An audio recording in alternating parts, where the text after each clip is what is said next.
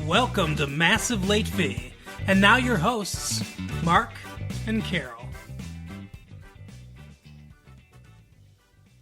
Well, hello everybody. Welcome back to Massive Late Fee. My name's Mark. With me as always is my far out sister, child, girlfriend, Carol.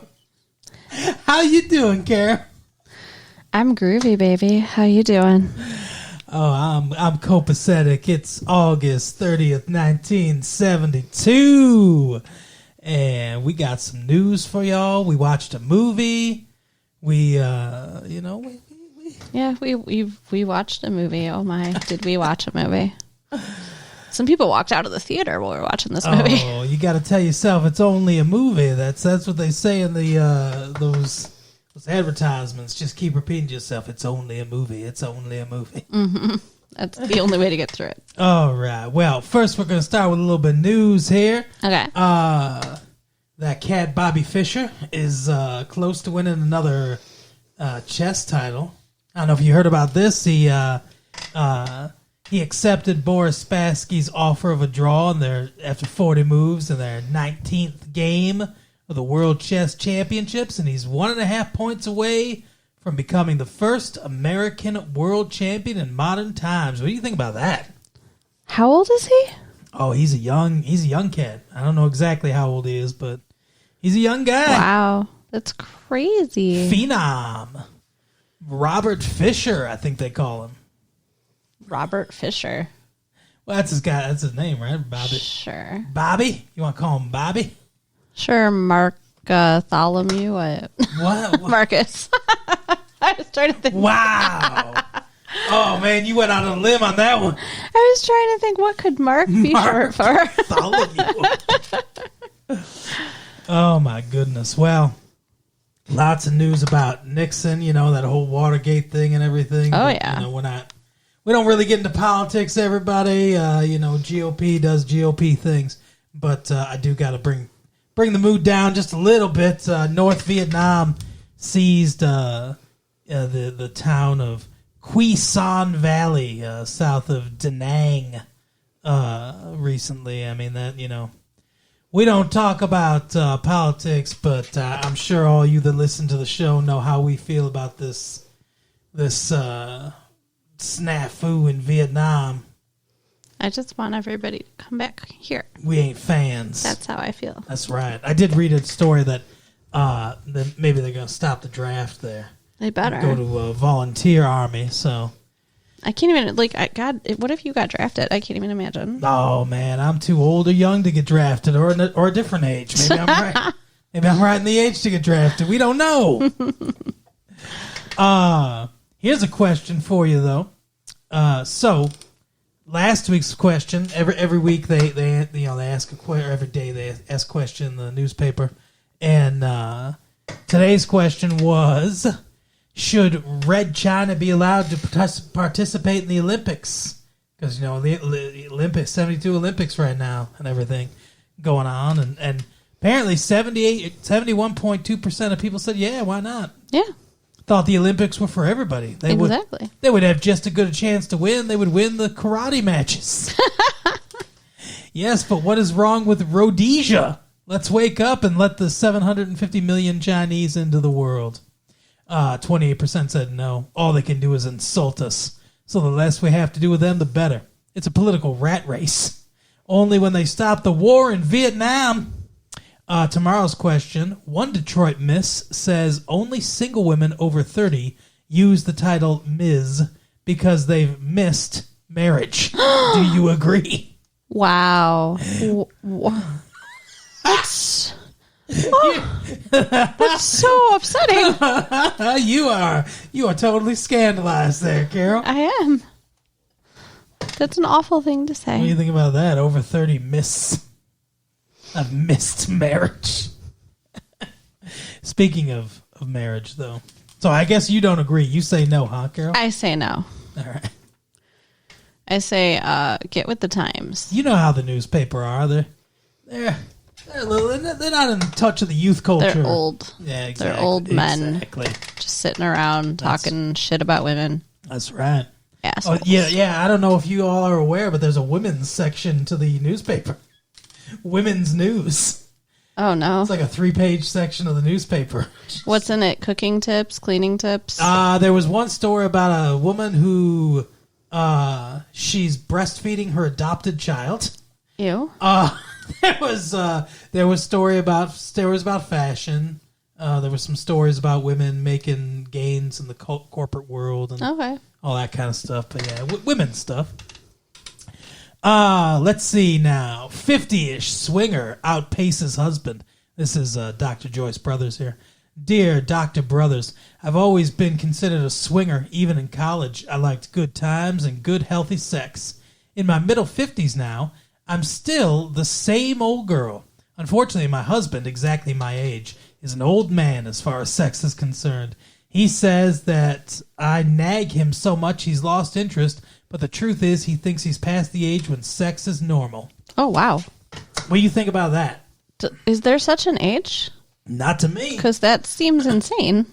We're not at that age. We're at a different age. That just seems insane, though. Like, you're never going to not want to have sex. No, I understand.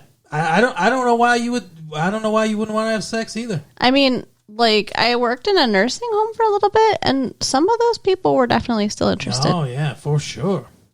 I mean, sometimes, of course, you get to the point where, as a man, you just can't anymore. But yeah, maybe that's what's going on, and he's trying to act like it's something else because he's embarrassed. Joyce Brothers says your husband may have lost interest for several reasons. Many men go through cyclic changes that have termed the male menopause. In most cases, lack of interest in sex is psychological rather than physiological. Some men carry from childhood the belief that sex is valid only if it can be justified as a means of procreation. Once his wife can no longer bear children, a man may feel guilty about his interest in sex and may feel he has lost his ability for intercourse. This happens in cases where female interest has increased. In all marriages, there is some role reversal. During the middle or late years, a man may assume more of the characteristics society has assigned to women, and the women may take on what is customarily thought of as the masculine, aggressive mindset. This need not kill sex, but it may require change in the sexual pattern. Sure. So, I think that's pretty nifty advice there from Dr. JB. Yeah, she got it right this time. Let's see here. I don't even remember what this story is. Oh, yeah, that's right. So new fashion. Coming down the pike there, Carol. Tiny braids and twists are on the way. Hair trends for the young and swinging are as likely to start on the heads of adventurous fashion models as in the top beauty salon now. Once a pretty mannequin begins getting bored with her long, straight hair... A pretty mannequin begins to get bored? Are they talking about the model? I think so. Are they calling the models mannequins? I believe they are, Carol. What the fuck? Her layered cut or her natural, she starts experimenting. The most recent result is headfuls of tiny braids and twists being sported by teen models. Like this right here. You can't see them, but tiny braids and twists. On Mona Gilbert and Joyce Walker. I mean, that's cute. Sure. I get more action from my hair when it's braided. Well, yeah, when you undo the braids later, then it's all, like, floofy. Mona Gilbert says, when she twirls, the braids stand out around her head. For her, the braids are also a method of setting the hair to achieve a crimped look the following day. That's what I said. Exactly. For black mannequins, like New Yorker Joyce Walker, the tiny twists of hair provide something new to do with a natural style. Margie Smith, assistant beauty editor of 17, says the current rush towards masses of braids is a takeoff on the cornrow braids black girls have been crisscrossing atop their heads during the past year. Interesting. Should I start braiding my hair in little braids? Would you like that? I don't know. You are a beautiful mannequin there, Kate. That is so weird. Is it? Or is it completely normal? I'm not sure. I'm not sure either, but I feel like it's just another old outdated man thing. I think it's kind of weird. It seems like a holdover from. It seems like something that I don't know, like Dean Martin or Frank Sinatra would say. Like they're kind of that sort of our parents' generation or a different age, kind of thing. Like they're still popular, obviously, but like more for the older set. We're more into the rock and roll and all that stuff. That makes sense. Anyway, so as we do every week, we'll finish up before we talk about the movie with some of the news from the entertainment page of Sunday's paper. What do you think about Detroit bootleggers smuggling along with Cheech and Chong? Aimless wandering in Detroit's downtown area normally takes me to Ross Records, which has an excellent collection of early jazz. My Bix Beiderbecke collection has been greatly augmented there, and a nice selection of imported rock and roll. But on Friday, there was a new kind of sound coming from behind the panes of glass. It was laughter, a lot of it. I slipped in the door and found perhaps half a dozen onlookers roaring while somebody on a cassette demo machine was playing his very own bootleg of the previous evening's Cheech and Chong concert.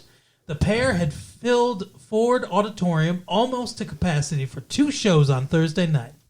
My professional reaction to the bootleg, brought on by all kinds of articles decrying the nefarious habit in such showbiz trades as Billboard, was one of horror. Privately, I thought to myself, dummy, why didn't you think of that? It's not actually necessary to bootleg a Cheech and Chong concert. All you need is a keen memory. And, well, that might be hard if you're at a Cheech and Chong concert to have a good memory. Right? And 2 hours with 2 zanies from Los Angeles will give you more than enough material to put out your own comedy LP. What do you think of that? Cheech and Chong in concert. Yeah, I agree with you that it would be impossible to remember much. Yeah. Oh, for sure. Here's some of the theater things coming to us. This is local news, everybody, so if you're listening from faraway land, sorry. Gladys Knight, the Pips will be at the Fisher Theater with the Dells. We've got Charles Gordon's Pulitzer Prize play No Place to Be Somebody. We've got, let's see, at the D-Space Playhouse, we've got Mojo. And then Summerstock, we've got Joanne Worley of Laugh-In. Great show, Laugh-In, Rowan and Martin's Laugh-In. You know all about it. Oh, yeah. Oh, yeah. Of course. And then we've got a few different things. So WRAF and Bob Badgeris presents Joe Cocker at the Mark Allman patio. At the Ford Auditorium, we've got Ginger Baker and Buddy Miles with Nazareth. At Cobo Hall, Black Sabbath's playing with Edgar Winter. Hey, you know what I heard about Black Sabbath? What'd you hear? If you play their record backwards, they're actually worshiping Satan. Oh my goodness! Really? That's what my friend said. I'm a little scared to try it. Osborne or whatever his name is. That is interesting. And then of course Edgar Winter. I think he's a albino or something like that. Then we've got Yes also playing with Leon Russell. And if you want to go to the Michigan Palace, WRF is presenting, The Riff is presenting The Doors. I want to go see The Doors. With special guest Ursula Major. Yeah, I mean, we got plenty of time to see The Doors. The Doors are awesome. But that is the entertainment news, Carol. And I guess at this period in time, we should talk about the film we saw, The Last House on the Left. Now, is that their house? Said that I wanted to see this movie because I thought it would be like a scary movie. Psychological thriller. But I didn't understand that they meant like scary in the way that I'll never sleep again and never walk anywhere by myself or look at strangers or ever feel safe. Yeah. Well, now, Carol, I think this movie does two things, in my opinion. First of all, first-time director, Wesley Craven, or whatever his name is, and then produced by, apparently, their buddies, Sean S. Cunningham. They did some movie called Together. They were working in porn movies before, or something like that. That makes sense. Well, so this is an exploitation film. You know, you are familiar with exploitation films. They take some element of so the older films, you know, that people like or whatever. They take one element of that and they exploit it. So there's like the black exploitation films, which are all about black culture, black people, stuff like that. You know, this one is an exploitation film in like the sex crime kind of way. But this is his first movie. He wrote it and directed it. I liked this movie. I think that you liked this movie. You did not like this movie. I did not like this movie. No. But one thing that I really liked about this film is if you think about the, I mean, obviously you got movies like Night of the Living Dead came out about 3-4 years ago, which I love. And that's sort of a leap forward for the horror genre and more naturalistic, more real shot. This same vein as this, even though this movie's clearly inspired by the Virgin Suicide, or the Virgin Spring, Ingmar Bergman's movie from like 10 years ago, because it's the same, and that's based on a Swedish folktale. I can't remember, Peter Tor, something like that. Okay. But basically in that movie, a young girl leaves her castle to go to the market or something like that, I think, or whatever. And she gets abducted, raped, and killed, you know, during the time by these three people, including a young boy who like is horrified about the crime. And then the people end up spending the night at the castle of her parents. They discover her like bloody clothes or whatever, and then the dad gets revenge and kills all three of them like in very bloody ways, and that's the Ingmar Bergman movie. It's the exact same plot. Yeah, it is, exactly. I mean, there's different, like, you know, there's modern like things that they put on it. Well, yeah, they were going to a concert and it's not a castle. They were looking to buy pots, not, you know, go to the whatever. But yeah, so it's, and apparently they were going to make this into a porno movie originally. What? That's what it was going to be. Like, not rape revenge, but the same kind of story structure, but as a porno movie. And then they decide, and then Wes Craven was like, so I guess the international Hallmark, you know, who distributed this movie, was like, why don't you try a horror movie? And so Wes Craven was like, okay, I'm going to rework this as a horror, and that's how we got this movie. Did they already film it? Did they just edit out some things? No, this was during the writing stage. Okay. But so what I like about this movie is if you think about movies from like 10 years ago, because we're going through some kind of change here in the movie industry. You look at like movies like Sam Peckinpah's Straw Dogs. You look at movies like that are getting more gritty. Everything's more realistic. If you look at like those big movie musicals and stuff from the like 10 years ago and everything, less than 10 years ago, really. I mean, Sound of Music was what, 7 years ago? It feels staged. Like it's like it's like just filming a play. Everything feels so artificial. It's the way everything's shot, the singing, like everything about it is really artificial. If you look at a movie like this, it seems so real. Yeah. That's what I think really succeeds about this.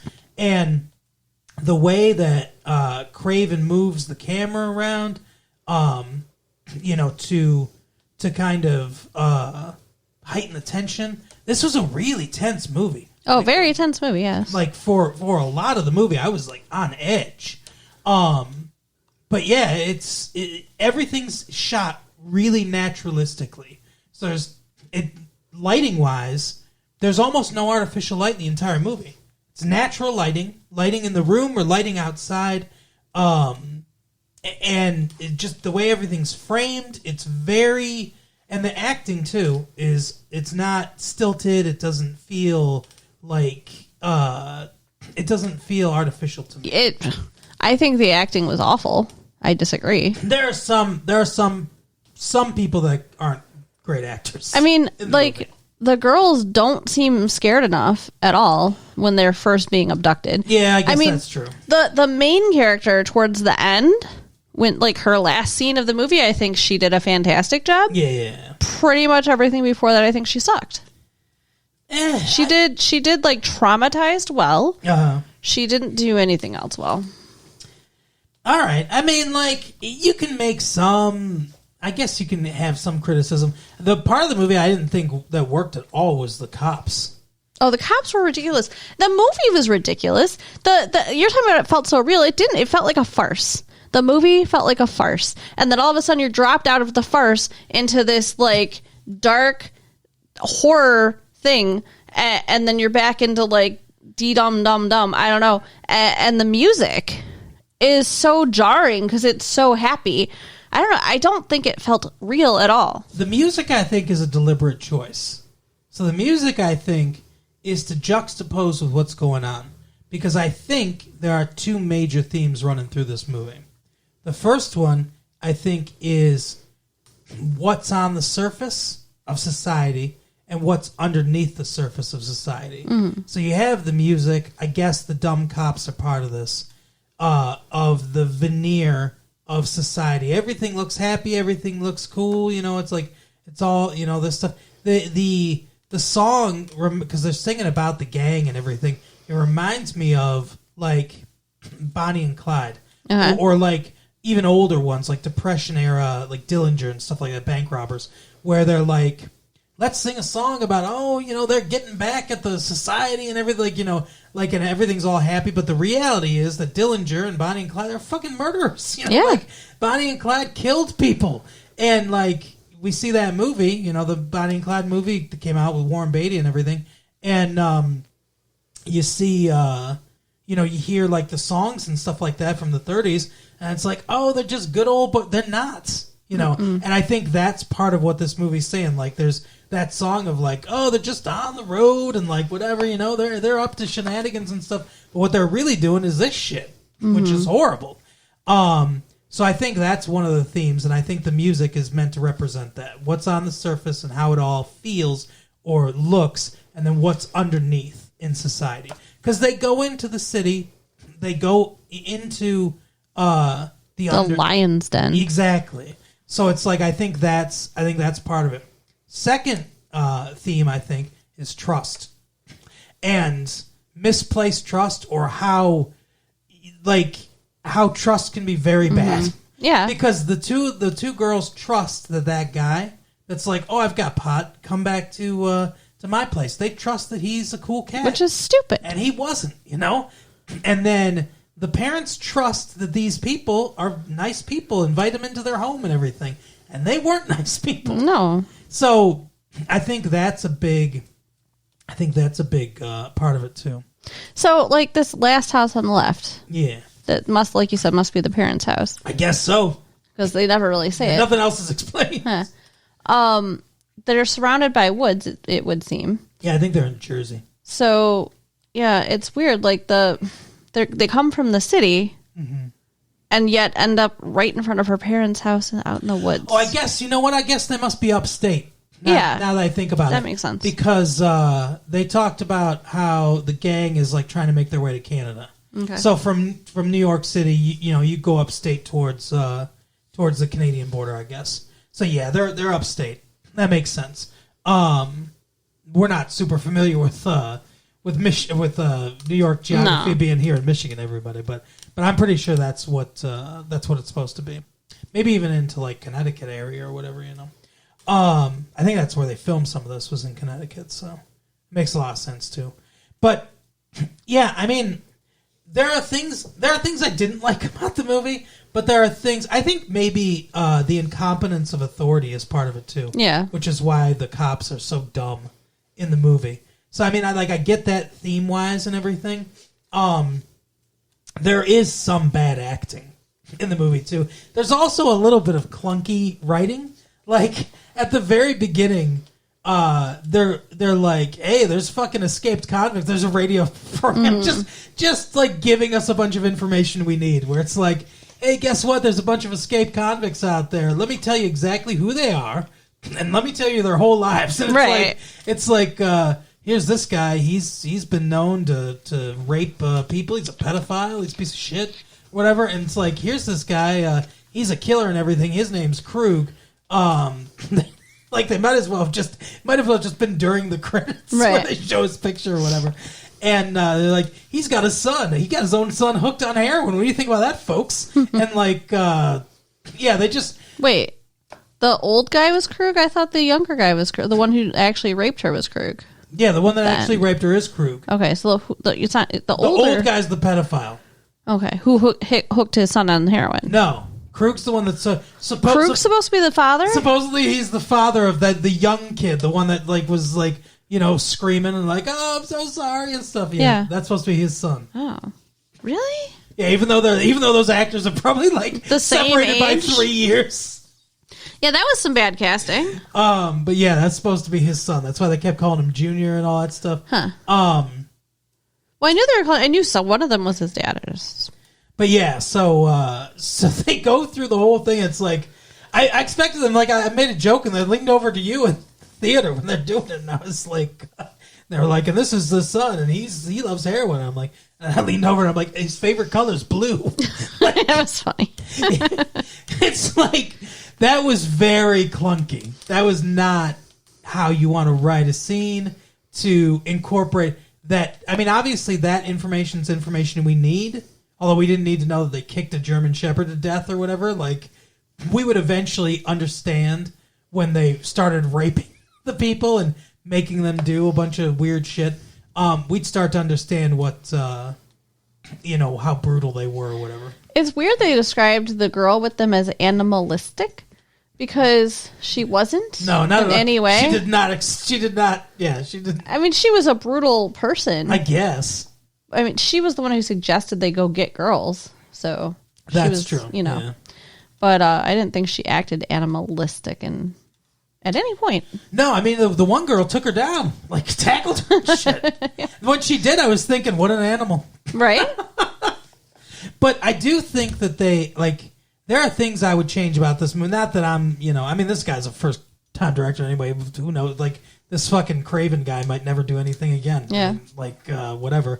This movie is doing well. So, but I thought to myself, all of a sudden, like they're in the woods, they kill the two girls, and then they show up at the house. Like it's like cut from her dying in the river or whatever, and then cut, and they're there. Like she's talking to the old man, and she's like, "Hey, Dad or whatever. There's some people here," and we come out, and it's them. I was like, that's not the way to reveal that. You know how you reveal that cinematically? There's a knock on the door, and she's like, oh, maybe that's the police officers. Maybe they found something or whatever. They open the door, camera reveals Krug, the guy. That's how you reveal that. And it's like, oh, shit, what's he doing here? What the fuck's going on? And then he's like, oh, ma'am, he puts on a farce or whatever, and he's like, we need a place to stay. Can you help us out? And then we're sitting there like, no, don't help him. Yeah. That's how you do that. What do you think would have happened though? They would have just shoved their way and killed him if they said no. Well, yeah, but I'm saying is the way that's how you reveal it. You don't just cut from she's dying to all of a sudden they're in the house already. Yeah. You cut from the knocking on the door. You cut from us saying, like, who's that? Is that the cops finally there? Because the cops are trying to get there, too. Maybe she says, oh, it must be the cops. Maybe they know something or whatever. And then they open the door and it's them. Mm-hmm. And then we know something she doesn't know. And then that creates more tension. Placing them right over there, like right there instantly, cutting from the killing to, like, now they're there, that's too abrupt. And then we're just like, oh, wait, why are they there? What's going on? Yeah. And then we're like, oh my God, but it's not as much tension as if we see them for the first time. We missed that scene, that meeting scene. Yeah.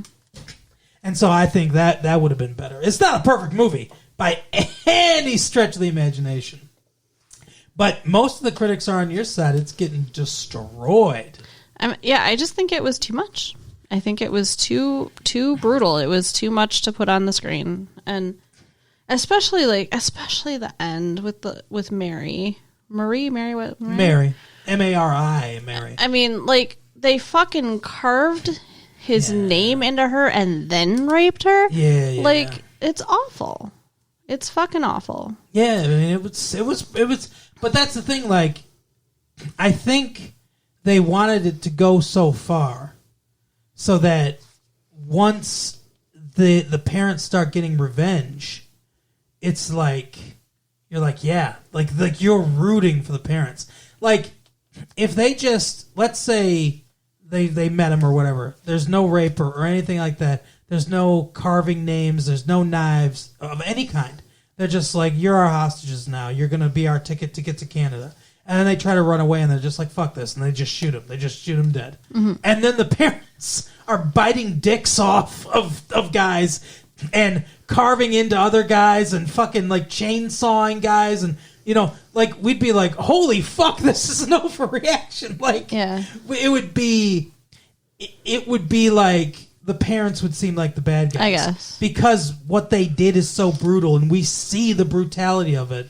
It makes the parents' victory, you know, it's a Pyrrhic victory, but their victory that much more cathartic for us. So, what do you think happens to the parents, though? Because it just ends with, like, them looking exhausted and they've killed them all. I feel like they're still going to go to prison or something. Probably go to jail. I mean, well, they know the cops, I guess.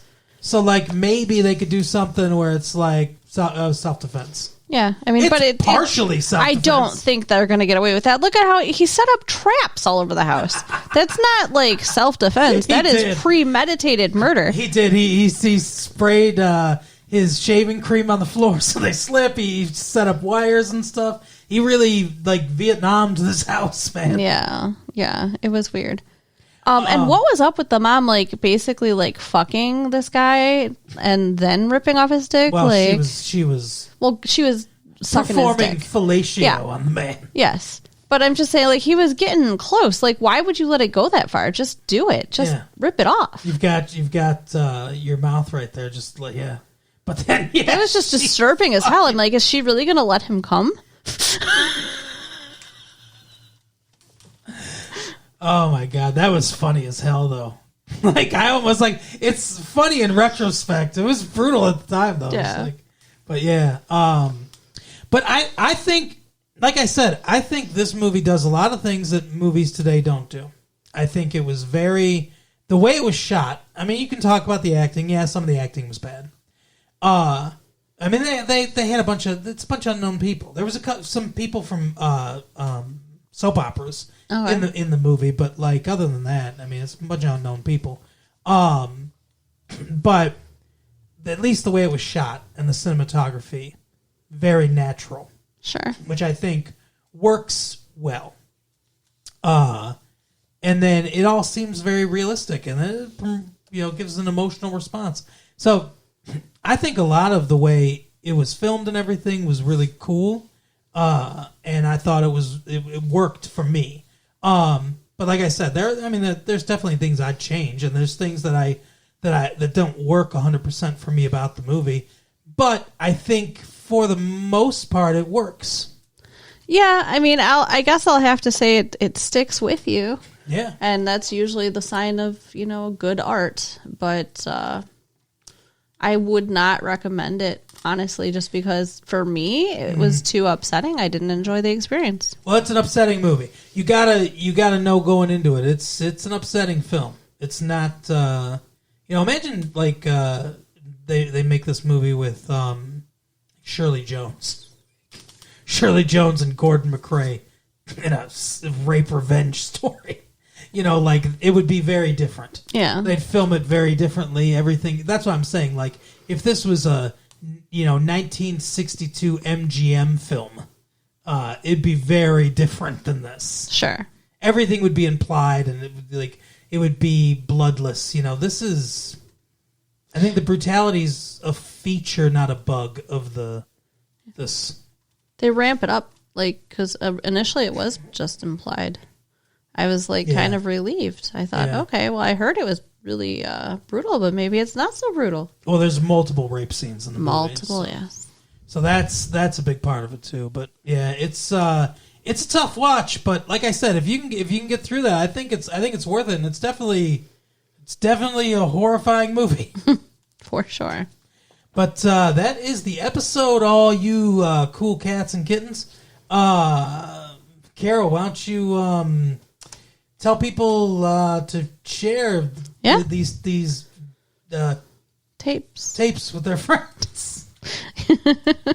Yes, you can share them. Share the reel to reel with your friends. There you go. But other than that, we will see you next time. Bye. Bye.